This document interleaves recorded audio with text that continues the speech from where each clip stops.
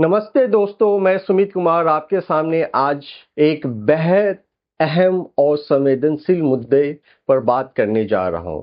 आज का हमारा टॉपिक है कैसे आर्टिफिशियल इंटेलिजेंस यानी एआई भारत में नौकरियों को तबाह कर रहा है।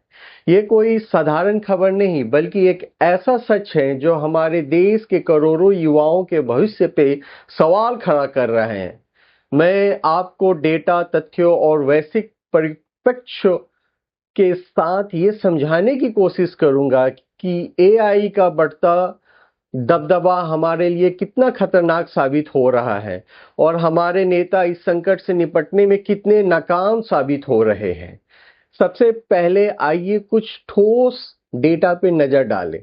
नेस्कॉम की एक रिपोर्ट के मुताबिक भारत में आईटी सेक्टर में करीब 1.6 यानी 1.5 करोड़ से ज्यादा लोग आईटी सेक्टर में काम करते हैं। इसमें से 90 लाख लोग लो स्किल बीपीओ जॉब में लगे हैं यानी लेकिन बैंक ऑफ अमेरिका की एक स्टडी कहती है कि रोबोटिक प्रोसेस ऑटोमेशन यानी आरपीए की वजह से 2022 तक वैश्विक स्तर पे लो स्किल जॉब में 30% की कटौती हो चुकी है। अब 2025 में हम हैं और ये आंकड़ा और बढ़ गया है। गोल्डमैन सैक्स की एक रिपोर्ट का दावा है कि एआई अगले कुछ सालों में दुनिया भर में 30 करोड़ नौकरियों को खत्म कर सकता है यानी वैश्विक रोजगार का 9.1 हिस्सा। भारत में भी ये संकट का कम नहीं है।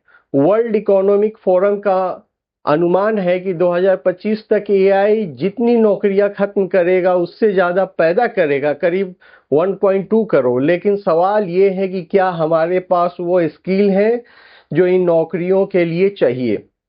अब जरा भारत के जॉब क्राइसिस पे गौर करें। हमारे देश में बेरोजगारी पहले से ही एक ज्वलंत समस्या है। Centre for monitoring Indian economy CMIE के आंकड़ों के मुताबिक मार्च 2025 तक भारत में बेरोजगारी दर 7.5% यानी 7.5% के आसपास है।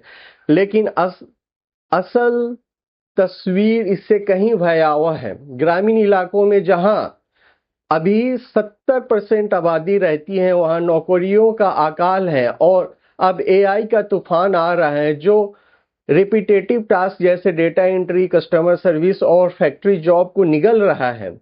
माइक्रोसॉफ्ट वर्क ट्रेंड इंडेक्स 2023 की रिपोर्ट कहती है भारत में 74% कर्मचारी डरते हैं कि एआई उनकी नौकरी छीन लेगा। ये आंकड़ा अमेरिका, यूके जैसे देश से कहीं ज्यादा है जहां सिर्फ 33% लोग ऐसे सोचते हैं। क्यों? क्योंकि हमारे बीपीओ और केपीओ सेक्टर में जो लाखों लोगों को रोजगार देती हैं एआई के लिए सबसे आसान शिकार है। अब बात भारत की करते हैं, हमारे नेताओं की। हमारे माननीय प्रधानमंत्री नरेंद्र मोदी जी ने 2020 में राइज समिट में कहा था कि एआई मानव बुद्धि का समान है और ये हमारे ग्रह के लिए चमत्कार कर सकता है। सुनने में तो अच्छा लगा लेकिन जमीनी हकीकत क्या है? सरकार ने इंडियन एआई मिशन की घोषणा की जिसमें 10,000 करोड़ रुपए का बजट रखा गया, लेकिन इससे ज्यादा हिस्सा इंफ्रास्ट्रक्चर और स्टार्टअप पे खर्च हो रहा है। R&D यानी रिसर्च एंड डेवलपमेंट के लिए सिर्फ 9,090 करोड़ रुपए रखे गए हैं जो जीडीपी का 0.6% भी नहीं है। तुलना करें अमेरिका और चीन की, वहां एआई पे जीडीपी का 3 से 4% खर्च होता है। कार्नेज एंडोरमेंट एक रिपोर्ट कहती है कि भारत एआई रेस में अमेरिका और चीन से बहुत पीछे है क्योंकि हमारे पास न तो टैलेंट पूल है, न डेटा और न R&D का ढांचा।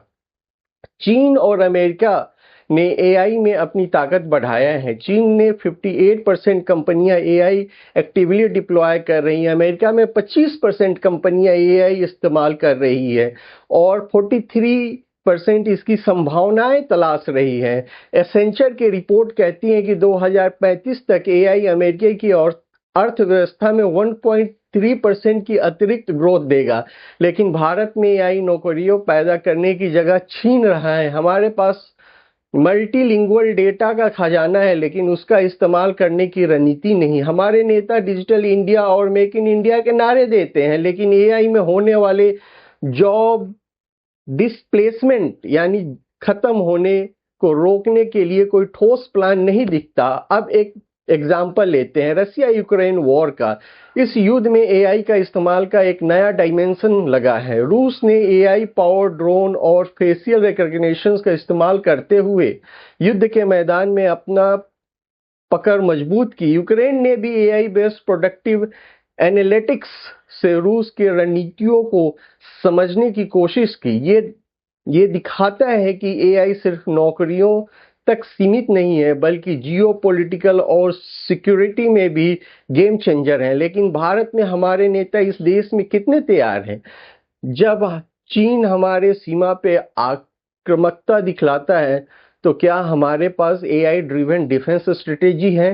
जवाब है ऑफ कोर्स नहीं।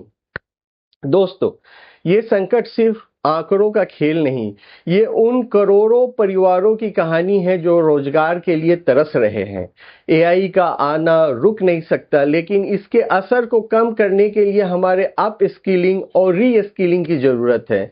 सरकार को एजुकेशन और ट्रेनिंग पर निवेश बढ़ाना होगा। नेस्कॉम का अनुमान है कि 2026 तक भारत में एआई प्रोफेशनल की मांग 10 लाख तक पहुंच जाएगी, लेकिन हमारे पास सिर्फ 4.6 लाख लोग हैं। ये गैप अगर देखा जाए बृहद लेवल पे तो ये गैप का लेवल बहुत ज्यादा है। अंत में मैं ये जरूर कहना चाहूंगा कि एआई एक दोधारी तलवार है। ये अवसर ला सकता है, लेकिन कभी ये तबाही ज्यादा मचा रहा है। हमारे नेता अगर अभी भी नहीं जागे तो आने वाले पीढ़ियां हमें माफ नहीं करेंगी।